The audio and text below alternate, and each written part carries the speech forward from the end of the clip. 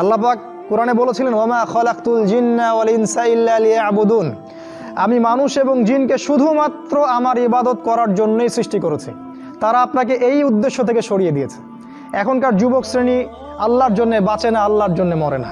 No, এখনকার যুবক শ্রেণী টাকার জন্য বাঁচে, পদের জন্য বাঁচে, চাকরির জন্য বাঁচে, একটা মেয়ের জন্য বাঁচে। এখনকার যুবক শ্রেণী আল্লাহর জন্য বাঁচে না। ইল্লা মাশাআল্লাহ, অল্প কিছু ভাই আছে জানি, তাদের কথা আলাদা। এটা প্রথম কাজ সেটা করেছে, আপনাকে আপনার জীবনের উদ্দেশ্য থেকে সরিয়ে দিয়েছে। আমি 100% নিশ্চিতভাবে বলতে পারি, আপনি যে যুবককে জিজ্ঞাসা করবেন যে বাবা তোমার জীবনের উদ্দেশ্য কি, কেউই বলবে না আমার জীবনের উদ্দেশ্য জান্নাত। চ্যালেঞ্জ করলাম আমি, জিজ্ঞাসা করে দেখেন, কোনো যুবক বলবে না আমার জীবনের উদ্দেশ্য জান্নাত, বলবে না। তার জীবনের উদ্দেশ্য চাকরি, অথবা একটা অ্যাফেয়ার, অথবা পলিটিক্যাল পাওয়ার, অথবা